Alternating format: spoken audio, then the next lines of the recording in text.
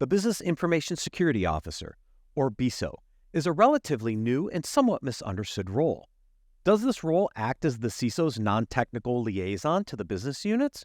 Or is the CISO's deputy to oversee strategy implementation at a granular level? Is this new role a necessary career path for future CISOs or an entry point into security?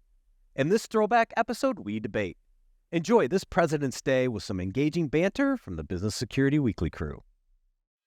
This is a Security Weekly production for security professionals by security professionals. Please visit securityweekly.com/subscribe to subscribe to all the shows on our network.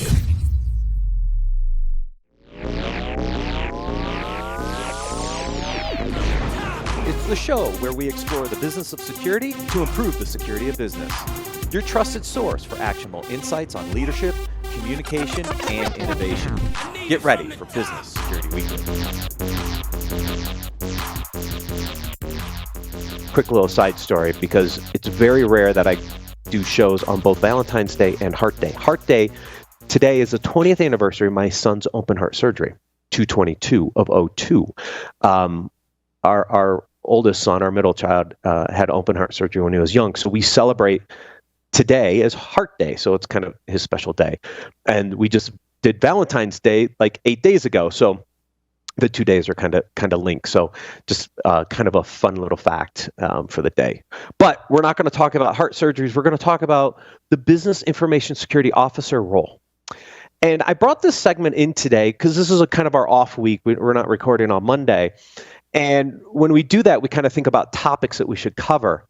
And this topic came up because of a conversation I had with Mr. Ben Carr about a BISO role that you're actually hiring, Ben. And I went back and looked at a couple of the articles that we've covered. And the question is, this role, what is it? And where does it sit kind of in the career path of a cybersecurity professional?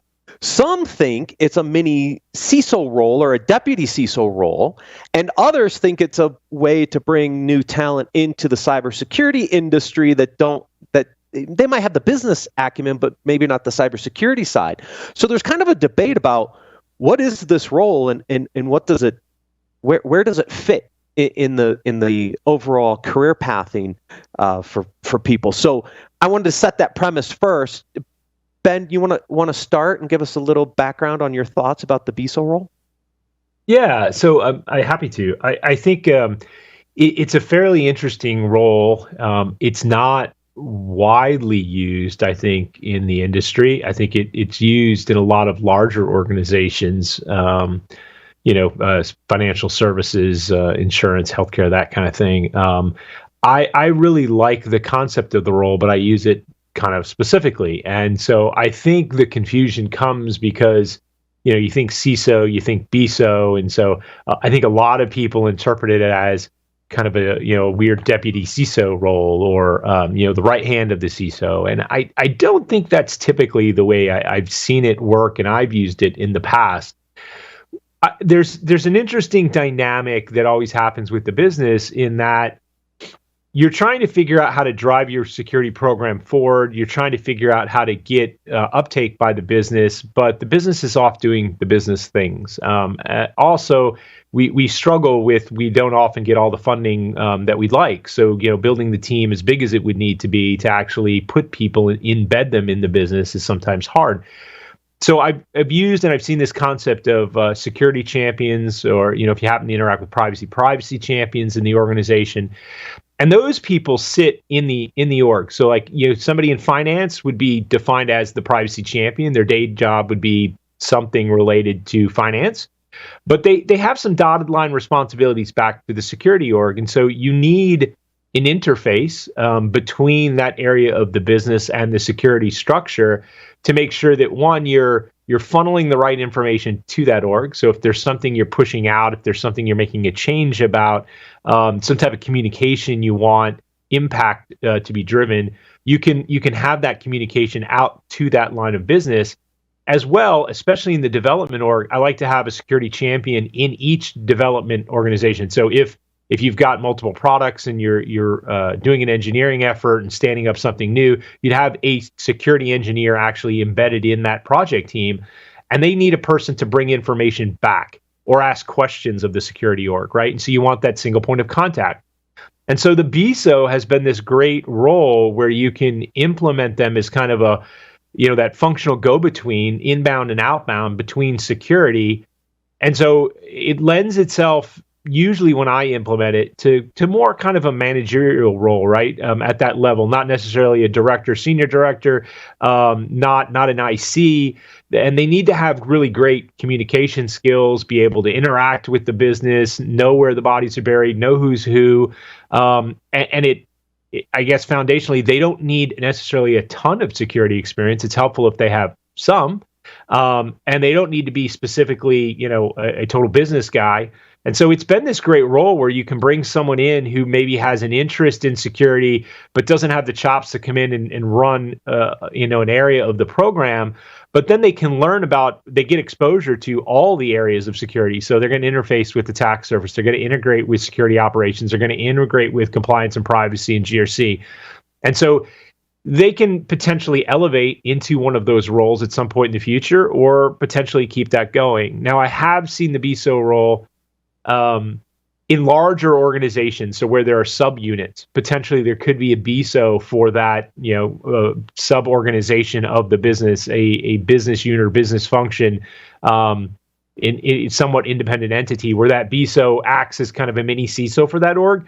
But that's, I guess, less frequent. So that was a lot to unpack. You opened that up, so I took advantage of it. But hopefully that gives you some color, Matt. Is that role one that is actually groomed, or do you see that as someone that has to have that long-standing institutional knowledge? So it's not typically someone that is brought in or hired externally, because that takes a long time to spin up, find the bodies, integrate, have the trust of each of the groups. That's usually someone that's brought up from the inside. Is that what you're saying? I've found most success with that because they already have organizational knowledge and they already have some organizational trust. You can bring somebody in externally, but then I think maybe the skill set you're looking more for is maybe a little different, right? We've talked in the past on the show about what real diversity means and thinking outside of the box. And I think this is also an area where theoretically you could bring in somebody who has maybe some marketing experience, right? Or some additional value proposition they could bring to the role. Sales engineers, systems engineers, people that come from that area, they're used to dealing with customers and being customer friendly and being able to, whiteboard and understand concerns and push it back. So I think that there's a lot of opportunity to kind of expand who we're thinking about. But directly to your point, in my experience, when I've come in and I've opened this role, I've looked around the org and see if there's anybody who could fit. And if they meet those criteria, then I think it could potentially be more successful, because that's the harder stuff to get, is that institutional knowledge, right? It takes a lot more time to scale that up. Right. So what I heard you say, and think about the BISO as someone who heads up the Security Champions program, right? I mean, that's kind of what I heard you say, Ben, right? Is that person is really working across the security champions in each of the different business units, right? And kind of managing that whole interaction, the ins and the outs of what the different business units need, the security requirements, et cetera. They're really facilitating your Security Champions program at the end of the day, right? Essentially, that's a major part of their job. I think that there's other things you can do.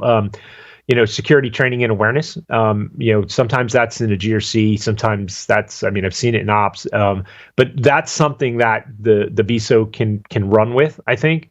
But I think facilitating that Security Champions and being the entry point to security for the rest of the organization and kind of pushing initiatives and agendas back to the org, I think is really helpful, and it gives that kind of push-pull mentality with security. Okay. So then what becomes the kind of the career path if you want to be a CISO? Because it sounds like the BISO isn't necessarily on the stepping stone or the precipice to the CISO role, right? It's a little lower down. It's more of a managerial role. It's managing across the business units. So in your mind, what would be the role that would kind of be your deputy CISO, or that person that would be next in line? Because I think a lot of people think that that's the BISO role. And if it's not the BISO role, then what role is that to you, Ben? Yeah, and that's created confusion in the past because the titles are so similar. There's this natural assumption that the BISO is like the next in line, or it's the deputy, right? And so I think that's one thing I've learned, that you have to be really clear about what the responsibilities of a role are, not just if it's the BISO, but it's certainly helpful in that role when you're bringing somebody on. Be really clear about the way you see it, because it can set missed expectations if you don't. I think, I'll talk first. I think you had two questions there. One was related to the BISO, and one's related to like, what is the next role to the CISO? How do you get there? I think again about the BISO role as somebody who provides an entry point into security for somebody who might not naturally, have all the technical chops to get there. So again, that sales engineer who has the customer relationships, understands how to engage with people, can think about technical concepts, but may not be, able to run a SOC, or might not, be able to run a GRC program, or understand how to implement a really technical, vulnerability management program. They don't know that, but they understand the technical concepts, and they can learn the tech quick. So they come into that BISO role, and it gives them the opportunity to kind of get the exposure across the different verticals of security, and then figure out, look, my next role, I really like security operations. I like running, threat and vulnerability teams.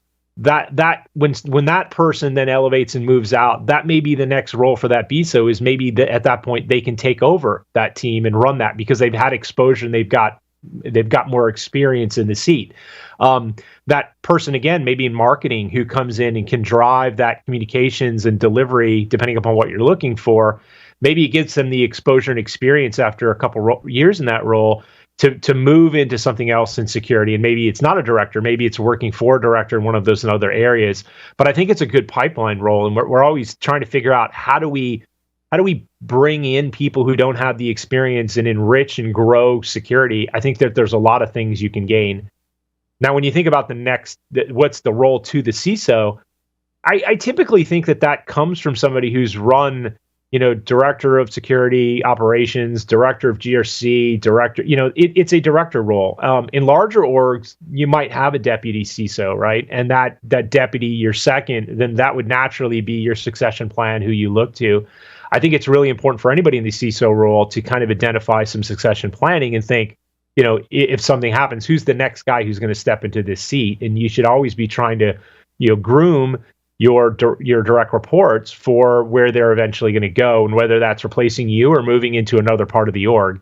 And to that point, if your director of security ops gets an offer to go somewhere, and you're trying to promote that and build that kind of suction to pull up from underneath, it may be that BISO that you want to tap to maybe run that area of the org if they've showed that they have the capability and they have the drive and the desire to do something additional moving forward. And that leads in a little bit to a conversation we've had multiple times on this show. Is it depends on the type of CISO you're looking for, right? Because if you're coming from the operational side, that means you have a little more technical skill set. You're more of a technical CISO. If you're coming from the GRC side, that's a slightly different kind of role. That's more from a risk compliance perspective. And so a lot of it's going to depend on what kind of CISO and what that transition plan for your CISO looks like. Depends on which of those director levels you're going to tap into, right?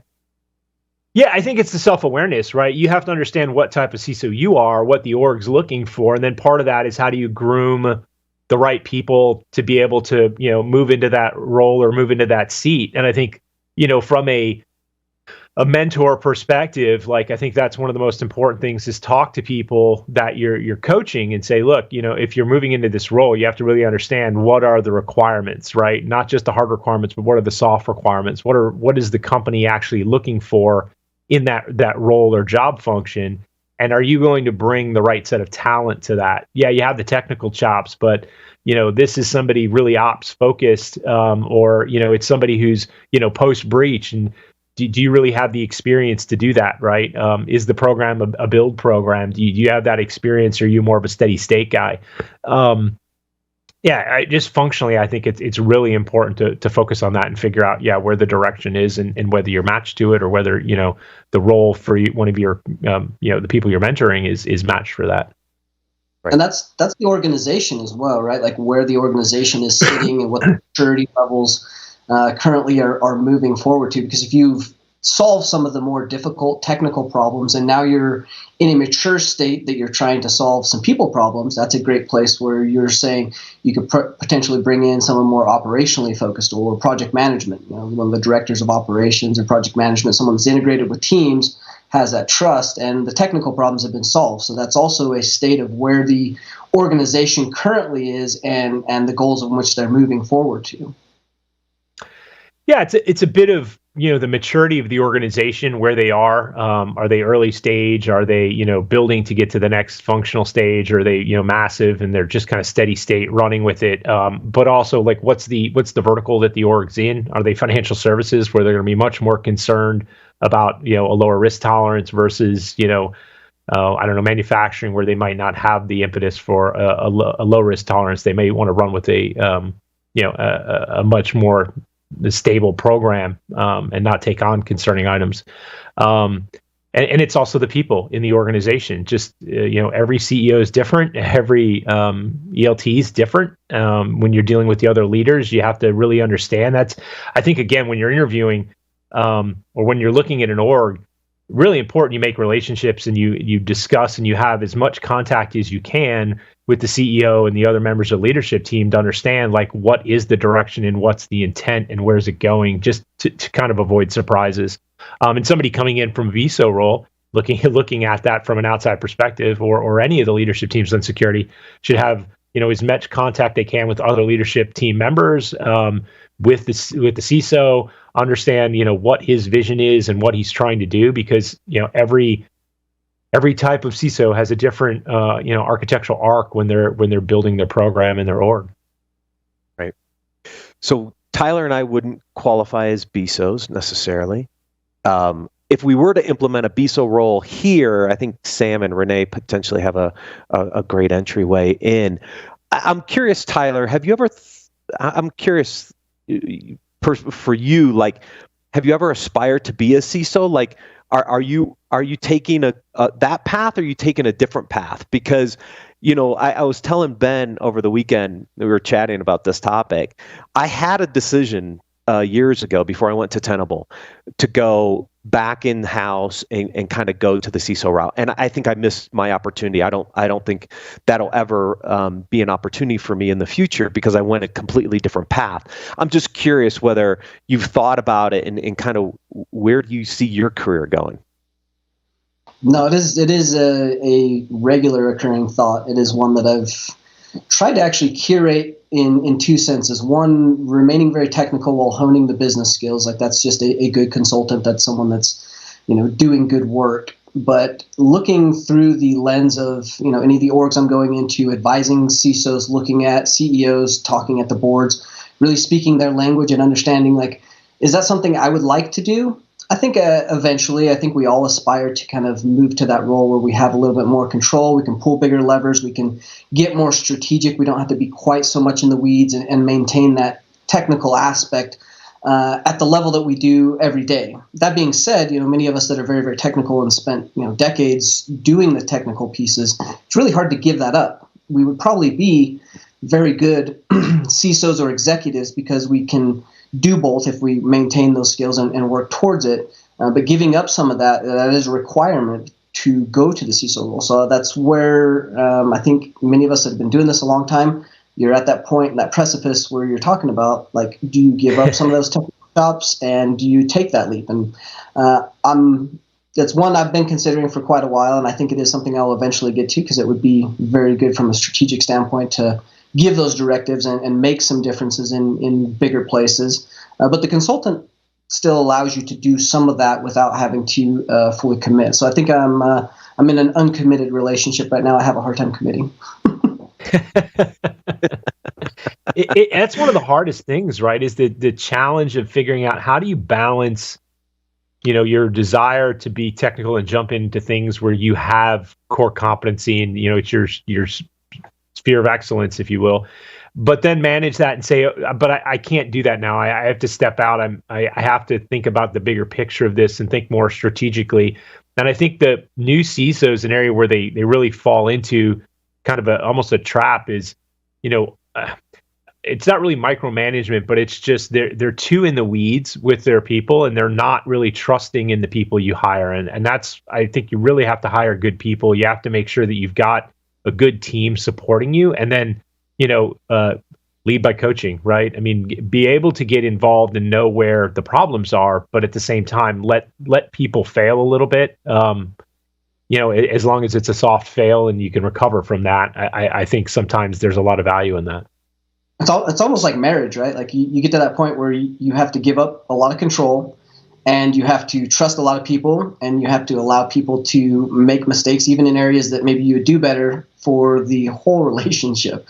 And so that control issue and kind of giving some of that up, as well as trusting your people to make the right decisions and realize that, they may not do as well as you did, but you have to let them grow. And that's where that mentoring and leadership of really driving people to excellence, pushing them to get to that point and allowing them to do that. If you always take over and you're always hands-on micromanaging, that doesn't allow anybody to grow into the potential or the aspects in which they're striving for. And that makes a good organization when you start to get that very, very deep within inside of your teams. Yeah. Yeah. And go ahead, Matt. No, go ahead. I was just gonna say the other side of that coin is you got to be careful, like not to just totally let them, run into walls all the time either, right? You have to be able to assist and help out and give that coaching. And sometimes it can be really hard to give the coaching in a way that's perceived, in a positive way. And you really have to figure out that it is like a relationship, right? It's any type of relationship you have. There's nuance to that, and trying to figure out how you manage that communication path. It can be challenging. A lot of counseling and some psychology helps.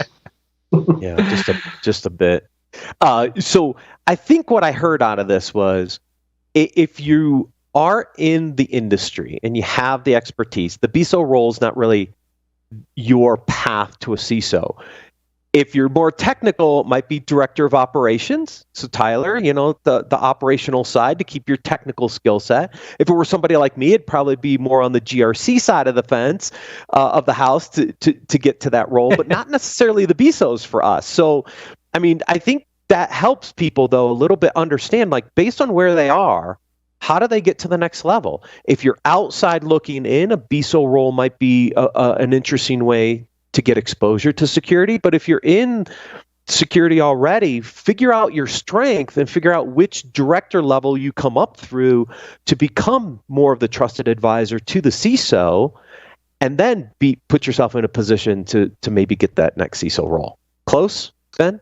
Yeah, I think that's pretty close. I think if you're looking to get to the CISO, every CISO is looking for trusted leadership, right? Like every CISO is looking for that guy on his team that he can say, I'm going to rely on this person, right? Foundationally, they're going to be my rock for whatever vertical area it is. But additionally, I'm going to start to utilize them more for things outside of their scope. And then you're kind of challenging that person and seeing, can you think more strategically? Can you think out of your specific area of responsibility? And if so, I think then that provides a lot of value back, and then maybe you're thinking about succession planning. So I think that was an accurate assessment, the way you put it, Matt.